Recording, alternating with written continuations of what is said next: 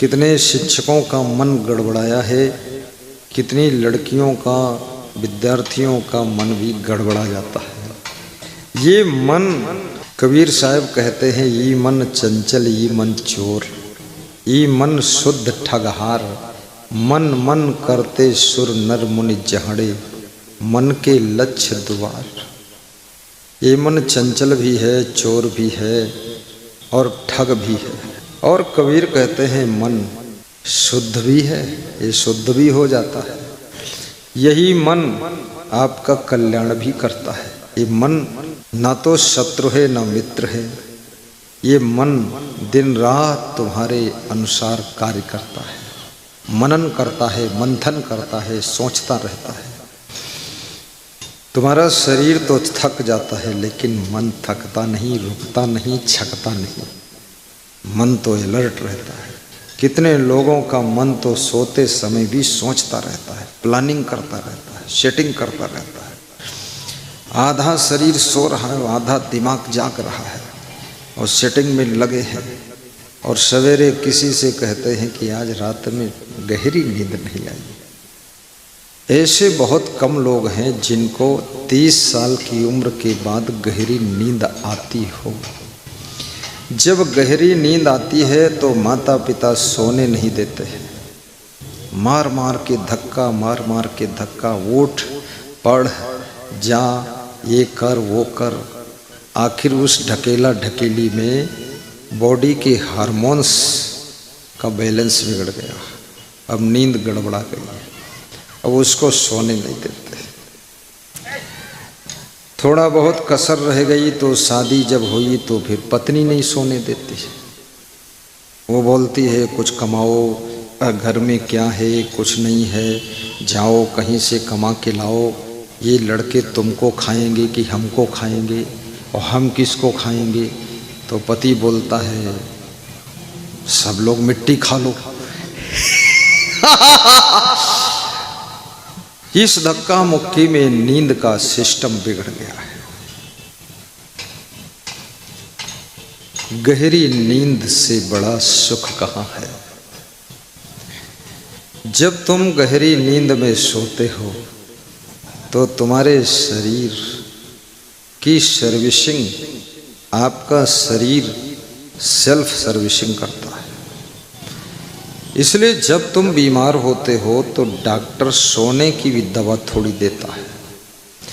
जितनी खांसी की दवा है, कफ सिरप है, उसमें थोड़ा सा एल्कोहल होता है।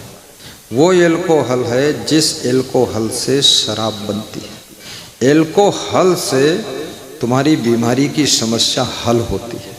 एल्कोहल, तुम हो गए हो हलाहल। अब थोड़ी सी एल्कोहल जो दारू में डाली जाती, वही खांसी की दवा में एल्कोहल है।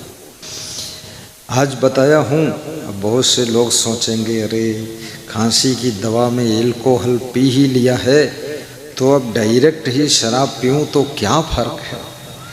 नहीं नहीं, देखिए शराब के प्रभाव चेंज हो जाते हैं।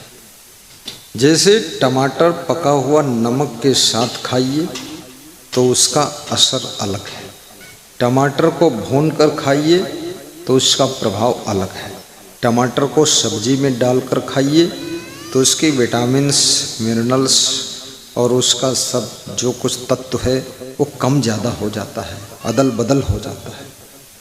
इसलिए जब एल्कोहल से शराब बनती है तो उसका असर दूसरा है। शराब फिर तुम्हारी आदत बन जाती है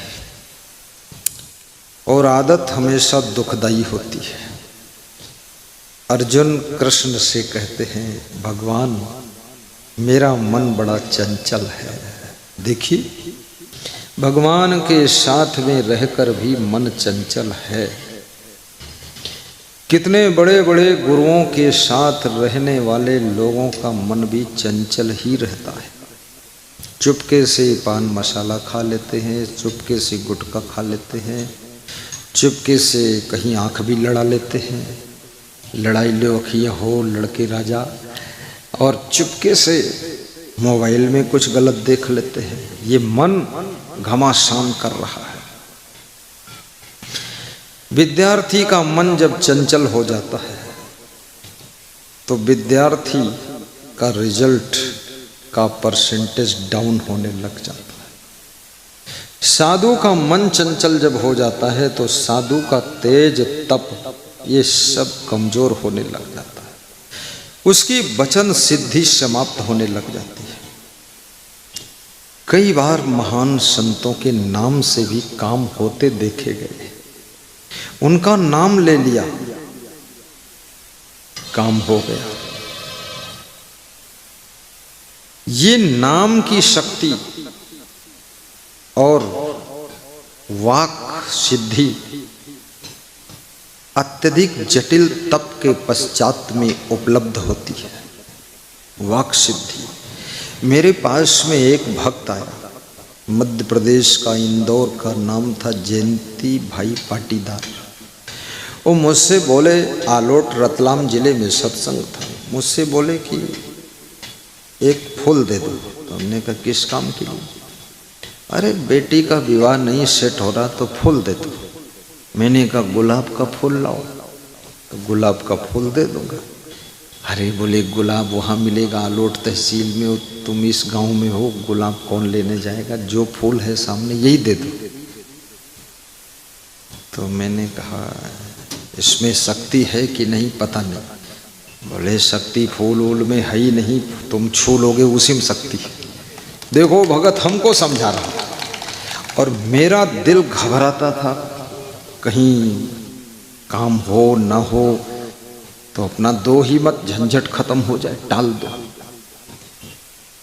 तो उसने फूल उठाया और हमारे हाथ में रखा, कहा दे दो हमें अब। तो मैंने दे दिया उसको। हमने कहा जो होगा देखा जाएगा, वही है वही जो राम रचि राखा, और को कर तर्क बढ़ावे शाखा, चाले था। 3 दिन बाद उसका फोन आया कि लड़की की शादी सेट हो गई और फूल का प्रभाव है यहाँ। तो हमने कहा जयंती लाल पाटीदार, इसमें मेरा कोई प्रभाव नहीं है, ये तुम्हारी श्रद्धा का प्रभाव है। उन्होंने कहा मैं तो आपका मानता हूँ, अब आप मेरी भक्ति का मानते हो, और मैं तो समझता हूँ आपको आपके गुरु से शक्ति मिली है। गुरु अपनी शक्तियों को शिष्य के ऊपर स्थानांतरित भी करता है, स्थानांतरण, ट्रांसफर कर देता है।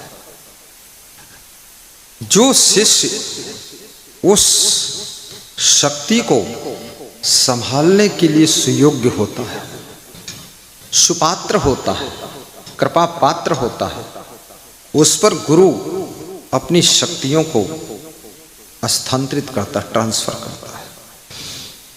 क्योंकि हर ट्रांसफार्मर का पावर अलग अलग है। 66,000 वोल्ट की बिजली को हर ट्रांसफार्मर झेल नहीं सकता।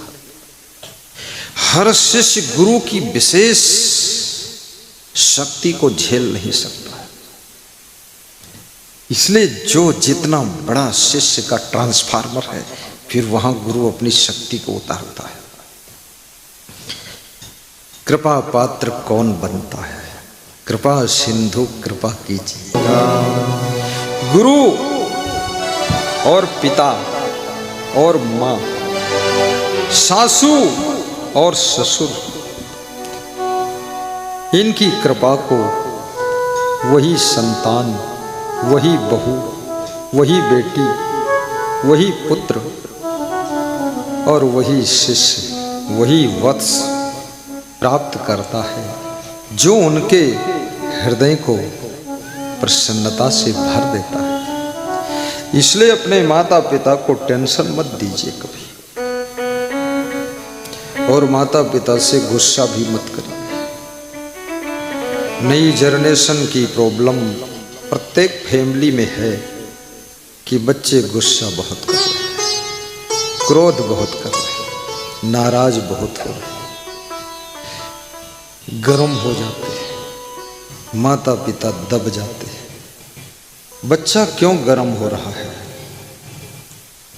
माता पिता क्यों नरम हो रहे हैं? माता पिता इसलिए नरम हो रहे हैं कि कहीं बच्चा कुछ उल्टा पलटा न कर बैठे। बच्चा क्यों गर्म हो रहा है? इसलिए गर्म हो रहा है कि मैं उल्टा पलटा करूं। विरोध करने की इनकी हिम्मत टूट जानी चाहिए, रोक न सके। इनके क्या हिम्मत, बाप बन गए रोकने के लिए। ये माँ बन गई, बड़ी काबिल बनती, इससे बड़ी माँ मैं बनूंगी। रोकना मना है। मैं चाहे पैर ऊपर करके डांस करूं, खोपड़ी नीचे कर दूं, लेकिन रोको मत, खीसे काढ़ो, ताली बजाओ। अब ये गुस्सा, अधिक गुस्सा तुम्हारी बुद्धि के स्मरण को कम कर देती है। क्रोध करने वाली संतान कभी सुख शांति और उन्नति के फूल की सुगंध का आनंद नहीं प्राप्त कर पाती है। जितना ज्यादा तुम क्रोध करोगे उतना ज्यादा तुम्हारी बुद्धि घटती चली जाएगी, और माता पिता को जितना ज्यादा दुखी करोगे तुम्हारा भाग्य भी कमजोर होता चला जाएगा। गुरु को जितना तुम असमंजस दोगे तुम्हारा जो कुछ मिला था वो भी सब खोता चला जाएगा। ये मनमानी करना, मनमस्ती से घूमने निकल जाना, छत पे खड़े होकर टेढ़ी टांग करके मोबाइल से बात करते रहना, रजाई के भीतर चुपके चुपके हेलो हेलो, अरे हाँ हो ये सब धूर्तता छोड़िए। गुरु से बढ़कर तुम्हारा कोई उपकारी नहीं है, और मां से बढ़कर कोई तुम्हारा रक्षक नहीं, और बाप से बढ़कर तुम्हारा कोई संरक्षक नहीं। याद रखना, एक मां को बेटे ने मारा, सत्य घटना है, और मारा तो कुल्हाड़ी से मारा, और मारा तो ठीक से मारा, और मारा तो सिर में कुल्हाड़ी मारा।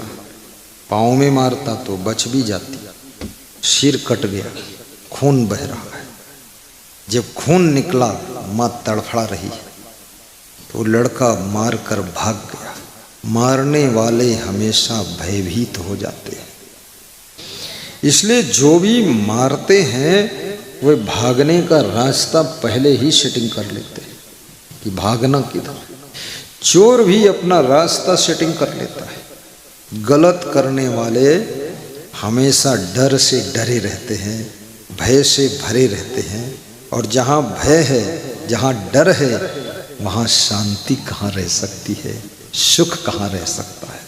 इसलिए सुख तो चाहते हो, लेकिन गलत राह पर चलने से कभी सुख नहीं मिलता है, कभी सुख नहीं मिलता है, भय लगता है। किसी का मोबाइल गिर जाए, आप उठा लें, अपनी जेब में रख लें, जब तक तुम्हारी जेब में मोबाइल रहेगा तब तक भय लगा रहेगा। फिर जाकर बेच दे तो भी भय लगा रहेगा।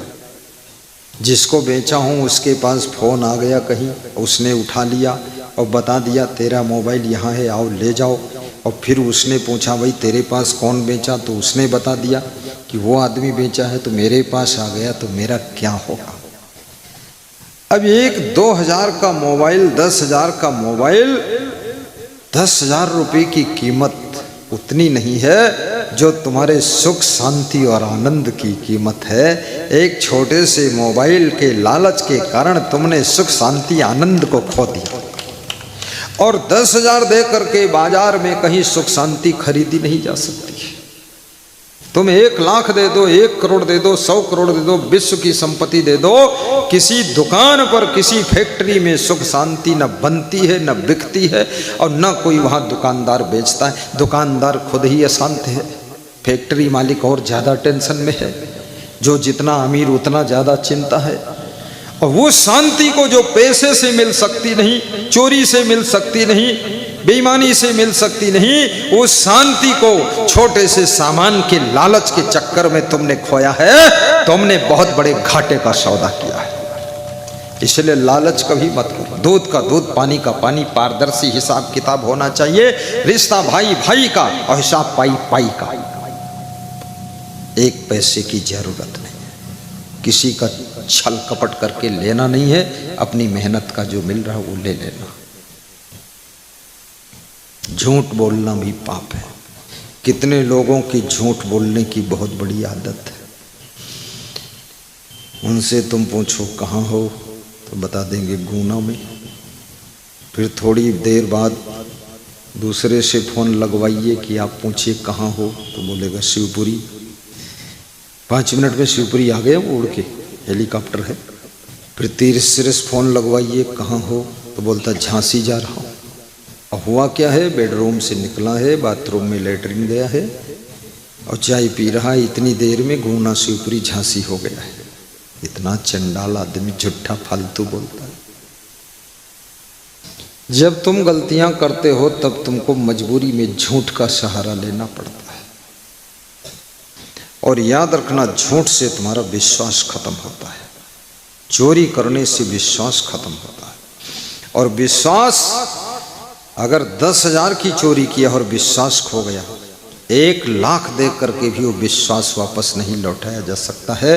और जिस पार्टी को विश्वास मत न मिले उसकी सरकार नहीं बनती है। आपकी भी सरकार घर में ही गिर जाएगी सरकार। इसलिए कृपया, विश्वास बहुत बड़ी चीज है। पैसे का कोई और महत्व नहीं है। राम के पास में पैसे नहीं थे वनवास में, लेकिन विश्वास, भरोसा, मनोबल, आत्मबल, बुद्धि बल, विवेक बल, ज्ञान बल, तपोबल, ये सब बल राम के साथ में है। इसलिए राम के साथ में रामा दल है। तुम्हारे पास में कितना बल है सोचो। लेकिन लोग समझता नहीं है, घाटे का सौदा करता है। किसी का सोना गिर जाए तुम्हारे लिए मिट्टी से खराब है। और चोरी का माल भी चोरी हो जाए तो चोर भी चिल्लाता है। चोर कहता है पता नहीं किस चोर ने चोरी कर लिया, बहुत बड़ा पाप किया। और खुद भी चोर है, दूसरे के यहाँ चोरी करके खुद लाया है, खुद ही पाप किया है। और पाप का धन दूसरा आदमी पाप कर दिया, महापाप हो गया। चोर के यहाँ दूसरा चोरी कर लिया, चोरी हो गई। अब चिल्लाता है कि चोरी पाप है। ये प्रवचन सुनाता है तू चोरी पाप है, तो ये प्रवचन पहले तेरे को मालूम नहीं था। तूने पाप किया इसलिए तेरे साथ पाप हो रहा है, महापाप होगा।